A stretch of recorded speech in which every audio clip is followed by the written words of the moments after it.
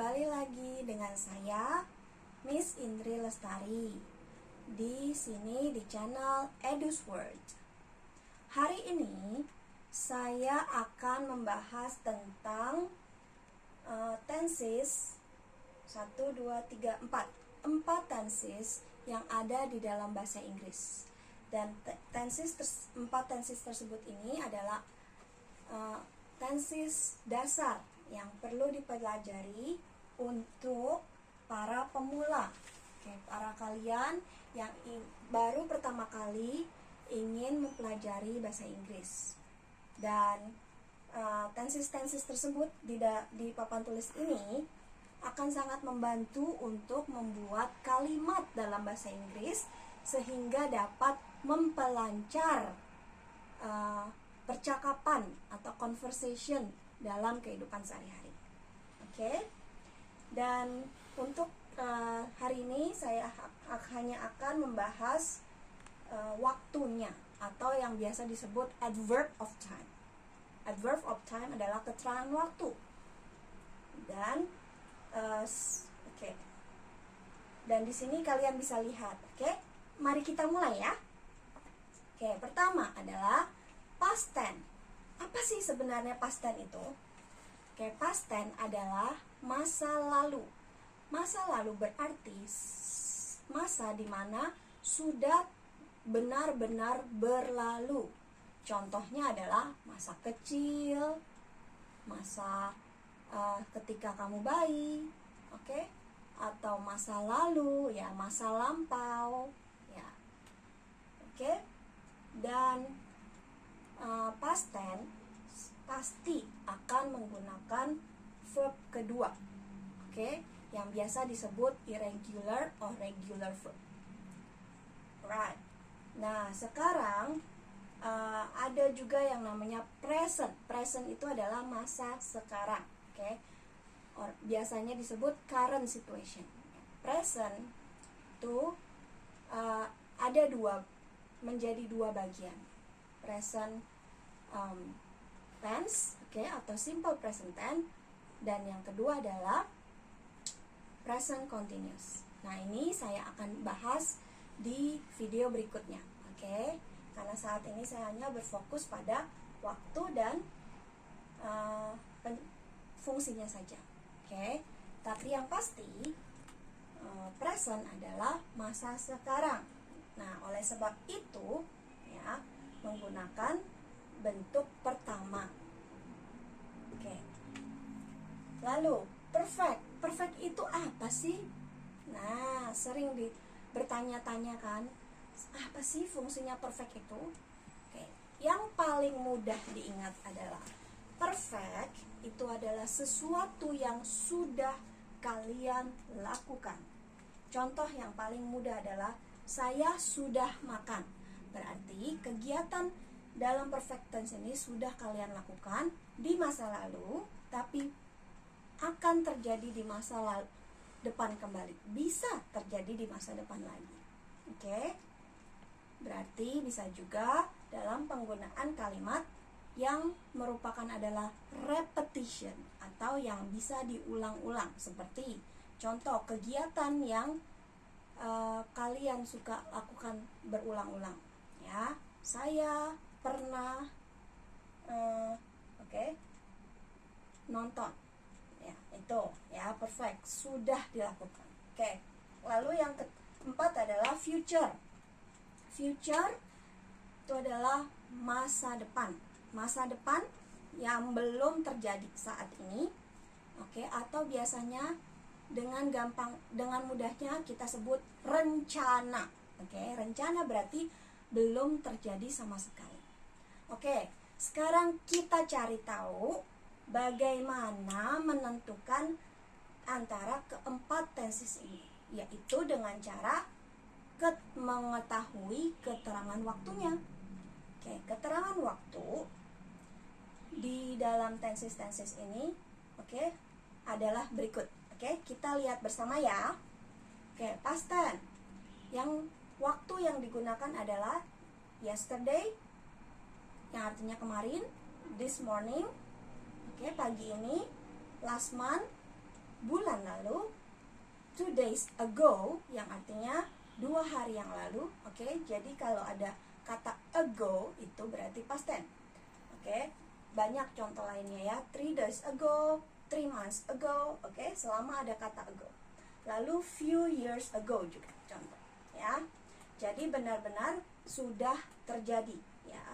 Oke, yesterday kemarin ya. Oke, 2 days ago, last month, this morning. Oke, last year, few years ago. Oke, lalu yang tenses kedua, present. Present yang dipakai di sini adalah untuk present time. Contohnya ya. Oke, dan ini present time ini biasanya adalah bentuk frekuensi. Frekuensi itu apa sih? Frekuensi itu adalah seberapa seringkah kegiatan yang kamu lakukan itu. Berapa sering sih dalam, misalnya let's say dalam seminggu ada berapa kali. Oke. Nah, kita bisa tahu dari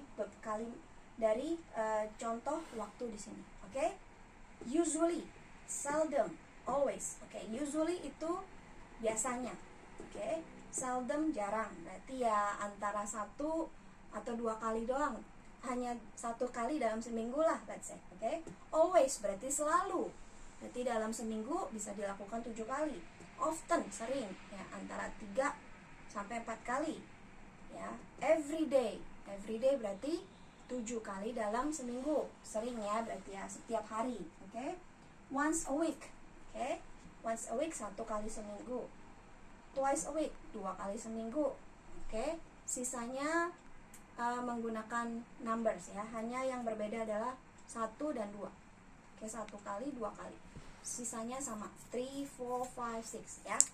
Oke, lalu every Sunday ya. Every Sunday, every day, every Monday. Oke. Ya, ini adalah frekuensi. Berapa sering kamu melakukan kegiatan sehari-harimu, rutinitas. Oke. Lanjut ke perfect, sesuatu yang kamu lakukan, yang sudah kamu lakukan. Oke. Ciri khasnya adalah for and since. For and since. Oke, for and since. For itu memakai frase. Jadi dia bukan kalimat penuh. Oke, dia hanya beberapa kata saja. Contohnya, for 12 years. For a long time. Selama, artinya selama. Oke. Ya, selama 12 tahun. Oke, for a long time ini berarti sudah lama ya. Oke, jadi dalam bentuk perfect kita hanya diidentikan dengan kata selama dan sejak. Sejak itu menggunakan kalimat lengkap. Oke, kalimat lengkap. Contohnya, I was born since I started business. Oke. Since I started business or since he started business ya. Jadi he started business ini kalimat. Oke? Nah, lalu future. Future adalah apa tadi? Rencana ya, rencana. Rencana berarti belum ya, belum terjadi sama sekali. Makanya keterangan waktunya adalah tomorrow, next week, soon, atau bisa juga in 4 days. Tomorrow besok berarti belum ya. Terus next week minggu depan, atau next month, next year ya, yang ada kata-kata next. Lalu soon segera berarti misalnya coming soon. Nah, itu berarti future ya. In 4 days, di dalam 4 hari berikutnya. Oke? Ya. So, ini adalah contoh-contoh keterangan waktu dalam bahasa Inggris. Oke. Nah, videonya cukup sampai saat ini penjelasannya. Oke. Dan untuk video-video berikutnya akan lebih banyak lagi penjelasannya ya. Oke, saya akan rangkum dalam 7. Oke, 7 tahap. Oke. Dan itu oke, saya akan menjelaskan apa saja sih 7 tahap itu. 7 tahap itu ya, itu adalah